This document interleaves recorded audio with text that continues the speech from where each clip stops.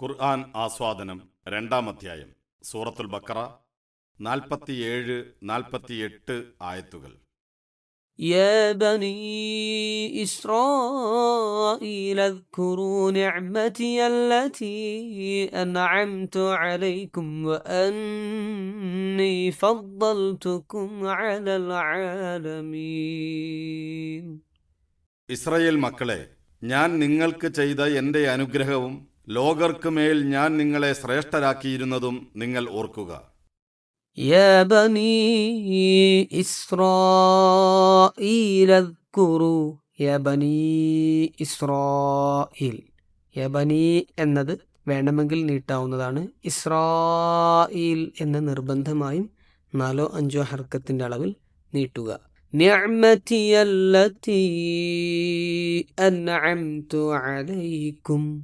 അല്ലതി അൻഅംതു എന്നിടത്തും വേണമെങ്കിൽ നീട്ടാവുന്നതാണ്. وأني فضلتكم على العالمين. وأني നൂനിന് ഗുന്ന വന്നിട്ടുണ്ട്, മണിച്ചുകൊണ്ട് പാരായണം ചെയ്യാൻ. واتقوا يوما لا تجزي نفس عن نفس شيئا ولا يقبل منها شفاعة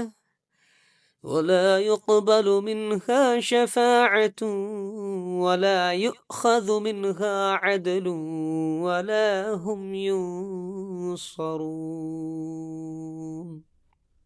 ഒരുത്തനും മറ്റൊരാൾക്ക് വേണ്ടി യാതൊരു ഉപകാരവും ചെയ്യാനാവാത്തതും അയാളിൽ നിന്ന് ശുപാർശകളൊന്നും സ്വീകരിക്കാത്തതും പ്രായച്ചിത്തങ്ങളൊന്നും അയാളിൽ നിന്ന് വാങ്ങാത്തതും അവർക്ക് സഹായങ്ങളൊന്നും ലഭിക്കാത്തതുമായ ഒരു ദിവസത്തെ നിങ്ങൾ സൂക്ഷിക്കുകയും ചെയ്യുക. واتقوا يوما لا تجزي യൗമൻ ലാ എന്നത് യൗമല്ല ലാമിലേക്ക് കൂട്ടിലയിപ്പിച്ച് മണിക്കാതെ ഓതുക. നഫ്സുൻ അൻ നഫ്സ്, നഫ്സുൻ അൻ എന്ന നഫ്സുൻ എന്ന ഇൽഹാർ ചെയ്തുകൊണ്ട് ഓതുക. അൻ നഫ്സ് നൂനിലേക്ക് തൊട്ടു മുമ്പുള്ള സുക്കൂനുള്ള നൂനിനെ ചേർത്ത് പറയുമ്പോൾ കൂട്ടിലയിപ്പിച്ച് മണിച്ചുകൊണ്ട് ഓതുക. നഫ്സ് ഷൈഅ, നഫ്സ് എന്ന് സീനിന്റെ തൻവീനിനെ മറച്ചു പിടിച്ച് മണിച്ചുകൊണ്ട് ഓതുക. ഷൈഅൻ വല, ഷൈഅൻ എന്ന തൻവീനിനെ വാവിലേക്ക് ചേർത്ത് കൂട്ടിലയിപ്പിച്ച് മണിച്ചുകൊണ്ട് ഓതുക. ഷഫാഅതു വല യുഖദു മിൻഹാ അദ്ലു വലാ ഹും. ഈ രണ്ട് സ്ഥലത്തും ഷഫാഅതു വല എന്നതും അദ്ലു വല എന്നതും അവിടെയുള്ള തൻവീനുകളെ വാവിലേക്ക് കൂട്ടിലയിപ്പിച്ച് മണിച്ചുകൊണ്ടാണ് ഓതേണ്ടത്. വലാ ഹും യുൻസറൂൻ, യുൻസറൂൻ എന്ന് യുൻസറൂൻ സുക്കൂനുള്ള നൂനിനെ മറച്ചു പിടിച്ച് മണിച്ചുകൊണ്ടാണ് ഓതേണ്ടത്. ഇസ്രായേൽ മക്കളെ, ഞാൻ നിങ്ങൾക്ക് ചെയ്ത എൻ്റെ അനുഗ്രഹവും ലോകർക്ക് മേൽ ഞാൻ നിങ്ങളെ ശ്രേഷ്ഠരാക്കിയിരുന്നതും നിങ്ങൾ ഓർക്കുക. ഒരുത്തനും മറ്റൊരാൾക്ക് വേണ്ടി യാതൊരു ഉപകാരവും ചെയ്യാനാവാത്തതും അയാളിൽ നിന്ന് ശുപാർശകളൊന്നും സ്വീകരിക്കാത്തതും പ്രായച്ചിത്തങ്ങളൊന്നും അയാളിൽ നിന്ന് വാങ്ങാത്തതും അവർക്ക് സഹായങ്ങളൊന്നും ലഭിക്കാത്തതുമായ ഒരു ദിവസത്തെ നിങ്ങൾ സൂക്ഷിക്കുകയും ചെയ്യുക. സൂറത്തുൽ ബഖറയിൽ 2ാമത്തെ തവണയാണ് ഇസ്രായേൽ മക്കളെ അഭിസംബോധന ചെയ്തുകൊണ്ട് അവർക്ക് മേൽ അള്ളാഹു ചൊരിഞ്ഞ അവന്റെ അനുഗ്രഹത്തെക്കുറിച്ച് ഓർക്കാനായി അവൻ ആവശ്യപ്പെടുന്നത്. സൂറത്തുൻ നിസായിലെ 69-ാം വചനത്തിൽ അള്ളാഹുവിന്റെ അനുഗ്രഹങ്ങൾക്ക് പാത്രീഭൂതരായവരെന്ന നിലയിൽ പ്രതിപാദിച്ച പ്രവാചകന്മാർ, സത്യസന്ധർ, രക്തസാക്ഷികൾ, സച്ചരിതർ എന്നിവരുടെ വലിയൊരു നിര തന്നെ ഇസ്രായേൽ സമുദായത്തിൽ ഉണ്ടായിട്ടുണ്ട് എന്ന വസ്തുത 40-ാം വചനത്തിന്റെ ആസ്വാദനത്തിൽ നാം മനസ്സിലാക്കിയിട്ടുണ്ട്. ഈ വചനം മുതൽ ഇസ്രായേല്യർക്ക് നൽകിയ നിഅമത്തുകൾ ഓരോന്നായി അള്ളാഹു എടുത്തു പറയാൻ തുടങ്ങുകയാണ്. അതിലെ 1-ാമത്തെ അനുഗ്രഹം ലോകർക്ക് മേൽ ഞാൻ നിങ്ങളെ ശ്രേഷ്ഠരാക്കി എന്നതാണ്. അള്ളാഹു ഇസ്രായേല്യർക്ക് നൽകിയ ശ്രേഷ്ഠത എന്താണ്? നിഅമത്തുകളിൽ ഏറ്റവും പ്രധാനപ്പെട്ടത് പ്രവാചകത്വമാണെന്ന് ഖുർആൻ സൂചിപ്പിക്കുന്നുണ്ട്. പ്രവാചകത്വത്തിന്റെ സമാപനത്തെയും ഇസ്ലാമിന്റെ പൂർത്തീകരണത്തെയും പ്രഖ്യാപിക്കുമ്പോൾ നാം എന്റെ നിഅമത്തിനെ പൂർത്തീകരിച്ചിരിക്കുന്നു, വ അത്മംതു അലൈക്കും നിഅമതി എന്നാണ് അള്ളാഹു പറയുന്നത്. നിരന്തരമായ പ്രവാചകത്വവും അതുവഴി ദീർഘകാലത്തേക്ക് ദൈവിക മതത്തിന്റെ വാഹകരാകുവാനുള്ള അനുഗ്രഹവും നൽകി എന്നതാണ് അള്ളാഹു ഇസ്രയേൽ ജനതയ്ക്ക് നൽകിയ പ്രധാനപ്പെട്ട ശ്രേഷ്ഠത. പ്രവാചകത്വത്തിന്റെ നൈരന്തര്യത്തിന് വേണ്ടി ഇസ്രയേൽ സമുദായത്തെപ്പോലെ തെരഞ്ഞെടുക്കപ്പെട്ട മറ്റാരുമുണ്ടായിട്ടില്ലെന്ന് ഖുർആനും ബൈബിളും അംഗീകരിക്കുന്നു. ചരിത്രം അതിന് സാക്ഷ്യം വഹിക്കുകയും ചെയ്യുന്നു.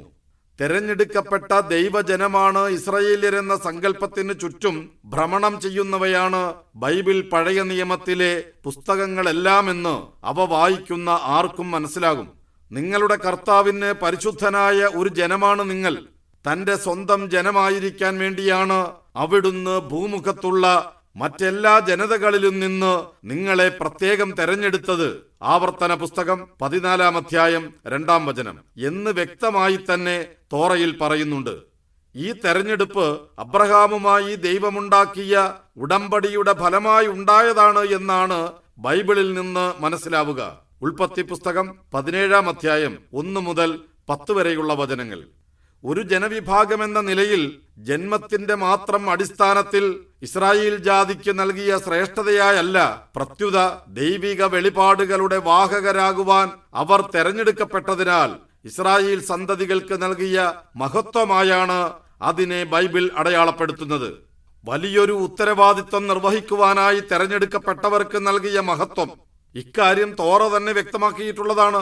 ആകയാൽ നിങ്ങൾ എന്റെ വാക്കുകേട്ട് അനുസരിക്കുകയും എന്റെ നിയമം പ്രമാണിക്കുകയും ചെയ്താൽ നിങ്ങൾ എനിക്ക് സകല ജാതികളിലും വെച്ച് എനിക്ക് ഏറ്റവും പ്രിയപ്പെട്ട എന്റെ സ്വന്തം ജനമായിരിക്കും. പുറപ്പാട് പുസ്തകം 19 അധ്യായം 5 വചനം എന്നാണ് ഇസ്രായേല്യരോടുള്ള ദൈവിക വെളിപാട്. ദൈവിക നിർദ്ദേശങ്ങളെ പാലിക്കുവാനായാണ് ഇസ്രായേല്യരെ തെരഞ്ഞെടുത്തതെന്നും അതുകൊണ്ടാണ് അവർക്കുള്ള മഹത്വമെന്നും ഇതിൽ നിന്ന് വ്യക്തമാണ്. പൂർവ്വ പിതാക്കന്മാർ ദൈവവുമായുണ്ടാക്കിയ ഉടമ്പടിയുടെ ഭാഗമായാണ് ഇസ്രയേലിനോടുള്ള ദൈവസ്നേഹമെന്നും അത് പാലിക്കാതിരുന്നാൽ അത് നഷ്ടപ്പെടുമെന്നും ബൈബിൾ തന്നെ വ്യക്തമാക്കുന്നുമുണ്ട്. ആവർത്തന പുസ്തകം 7 അധ്യായം 6 മുതൽ 10 വരെയുള്ള വചനങ്ങൾ. ദൈവിക വെളിപാടുകളെ വഹിക്കുകയും അവയനുസരിച്ച് ജീവിക്കുകയും ചെയ്യുകയെന്ന ഉത്തരവാദിത്തം നിർവഹിക്കുവാൻ തെരഞ്ഞെടുത്ത ജനതയ്ക്കാണ് അള്ളാഹു മഹത്വവും ശ്രേഷ്ഠതയുമെല്ലാം നൽകിയിരുന്നത്. ഈ ഉത്തരവാദിത്തത്തിൽ നിന്ന് പിന്മാറിയാൽ വലിയ ശിക്ഷയും അവരെ കാത്തിരിക്കുന്നുണ്ടെന്ന് പടച്ചവൻ മുന്നറിയിപ്പ് നൽകിയിട്ടുണ്ട്. ആമോസ് പ്രവാചകൻ പറഞ്ഞതായി ബൈബിൾ ഉദ്ധരിക്കുന്നത് ഇക്കാര്യമാണ്. ഇസ്രായേൽ ജനമേ, ഈജിപ്തിൽ നിന്ന് കർത്താവ് മോചിപ്പിച്ച ഇസ്രായേൽ ഭവനം മുഴുവനുമെതിരെ അവിടുന്ന് അരുൾ ചെയ്യുന്ന വചനം ശ്രദ്ധിക്കുവിൻ. ഭൂമിയിലുള്ള ജനങ്ങളിൽ വെച്ച് നിങ്ങളെ മാത്രമാണ് ഞാൻ സ്വന്തമായി ഗണിച്ചത്. അതിനാൽ നിങ്ങളുടെ എല്ലാ പാപങ്ങൾക്കും ഞാൻ നിങ്ങളെ ശിക്ഷിക്കും. ആമോസ് പുസ്തകം 3 അധ്യായം 1-2 വചനങ്ങൾ. ഇസ്രായേൽ മക്കൾക്ക് നൽകിയ ശ്രേഷ്ഠത കേവലം ഒരു ജാതിക്ക് നൽകിയ ഔന്നത്യമല്ലെന്ന വസ്തുത വ്യക്തമാക്കുന്നതാണ് ഇത്തരം ബൈബിൾ വചനങ്ങൾ. എന്നാൽ ദൈവത്തിന്റെ ഇഷ്ടജനമാണ് തങ്ങളെന്ന് അവകാശപ്പെടുകയും അതിന്റെ പേരിൽ ഔന്നത്യം നടിക്കുകയും എന്നാൽ ഉത്തരവാദിത്തങ്ങൾ നിർവഹിക്കുന്നതിൽ അലംഭാവം കാണിക്കുകയും ചെയ്യുന്ന ഇസ്രായേൽ മക്കളെയാണ് പിൽക്കാല ചരിത്രം പരിചയപ്പെടുത്തുന്നത്. ഇഷ്ടജനമായതിനാൽ തങ്ങളെ പടച്ചവൻ ശിക്ഷിക്കുകയില്ല എന്നും അഥവാ ശിക്ഷിക്കുകയാണെങ്കിൽ പോലും ഏതാനും ദിവസങ്ങൾ മാത്രമേ തങ്ങളെ ശിക്ഷ ബാധിക്കൂവെന്നും വാദിക്കുന്നവരായിരുന്നു പ്രവാചക കാലത്തെ ജൂതന്മാരെന്ന് ഖുർആൻ തന്നെ വ്യക്തമാക്കുന്നുണ്ട് 2 അധ്യായം 80 സൂക്തത്തിലൂടെ. ഇസ്രായേൽ മക്കളോട് അവർക്ക് നൽകിയ ശ്രേഷ്ഠതയെക്കുറിച്ച് ഓർമ്മപ്പെടുത്തിയ ശേഷം അതുവഴിയുള്ള ഉത്തരവാദിത്തം നിർവഹിക്കാതിരുന്നാൽ ഉണ്ടാകാൻ പോകുന്നത് വലിയ നാശമായിരിക്കുമെന്ന് കൂടി തെര്യപ്പെടുത്തുകയാണ് ഖുർആൻ ചെയ്യുന്നത്. ശ്രേഷ്ഠതയെക്കുറിച്ച് പറഞ്ഞ ഉടനെ തന്നെ മരണാനന്തര ജീവിതത്തെക്കുറിച്ച് ബോധ്യപ്പെടുത്തുകയും ആ ദിവസത്തെ സൂക്ഷിക്കണമെന്ന് തെര്യപ്പെടുത്തുകയും ചെയ്യുന്നത് അവരുടെ ഉത്തരവാദിത്തത്തെ ഓർമ്മിപ്പിക്കുന്നതിന് വേണ്ടി കൂടിയായിരിക്കണം. പ്രതിഫല നാളിനെ കുറിച്ച് ബോധ്യപ്പെടുത്തിക്കൊണ്ട് അതിന്റെ ഭീകരത വ്യക്തമാക്കുന്ന 4 സവിശേഷതകളാണ് ഖുർആൻ 48 വചനത്തിൽ സൂചിപ്പിക്കുന്നത്. 1. ഒരുത്തനും മറ്റൊരാൾക്ക് വേണ്ടി യാതൊരു ഉപകാരവും ചെയ്യാനാവാത്ത ദിവസം. 2. ശുപാർശകളൊന്നും സ്വീകരിക്കാത്ത ദിവസം. 3. പ്രായച്ചിത്തങ്ങളൊന്നും വാങ്ങാത്ത ദിവസം. 4. സഹായങ്ങളൊന്നും ലഭിക്കാത്ത ദിവസം. വിചാരണ നാളിന്റെ ഈ സവിശേഷതകൾ മറ്റു സൂക്തങ്ങളിൽ ഖുർആൻ വിശദീകരിക്കുന്നുണ്ട്. ഇവിടെ ഇസ്രായേല്യരെ പ്രത്യേകമായി അഭിസംബോധന ചെയ്തുകൊണ്ട് ഇത് പറയുമ്പോൾ മരണാനന്തര ജീവിതത്തെക്കുറിച്ച് അവരുടെ മിഥ്യാധാരണകളെ തിരുത്തുകയാണ് ഖുർആൻ ചെയ്യുന്നത്. തങ്ങൾ ശ്രേഷ്ഠജനമാണെന്നും തങ്ങളെ സഹായിക്കാൻ മരണാനന്തരം തങ്ങളിലേക്ക് നിയോഗിക്കപ്പെട്ട പ്രവാചകന്മാരും പുണ്യപുരുഷന്മാരുമെല്ലാം ഉണ്ടാകുമെന്നുള്ള മിഥ്യാധാരണകൾ പ്രവാചകന്മാരടക്കം ആർക്കും തന്നെ മറ്റുള്ളവർക്ക് വേണ്ടി ഉപകാരങ്ങളൊന്നും ചെയ്യാനാവില്ല എന്നതുകൊണ്ട് തന്നെ മോശയും ഉസൈറുമെല്ലാം തങ്ങളുടെ രക്ഷയ്ക്കെത്തുമെന്ന് അവർ കരുതേണ്ടതില്ല.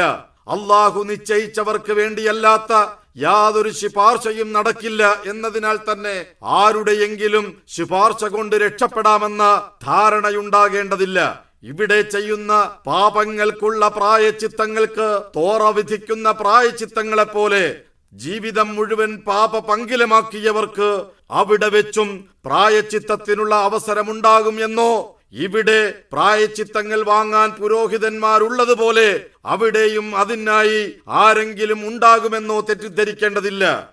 തിന്മകളിൽ പോലും പരസ്പരം സഹായിക്കുക എന്ന ജൂതരീതി പരിചയമുള്ളവർ അവിടെ വെച്ചും അങ്ങനെ സഹായിക്കാനാകുമെന്ന് വിചാരിക്കേണ്ടതില്ല. അതിനാൽ തങ്ങൾക്ക് നൽകിയ ശ്രേഷ്ഠതയുടെ സ്വാഭാവിക ഉത്തരവാദിത്തമായ വെളിപാടുകൾ പ്രകാരം ജീവിക്കുവാൻ ഇസ്രായേല്യർ സന്നദ്ധമാകണം.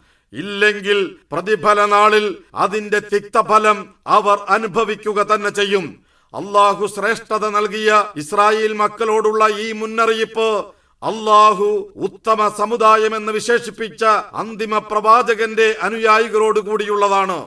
ഇസ്രായേലിയരോടുള്ള അള്ളാഹുവിന്റെ നിർദ്ദേശങ്ങൾ ഖുർആനിൽ പ്രതിപാദിക്കുന്നതിന്റെ സാങ്കത്യം അത് തന്നെയാണല്ലോ.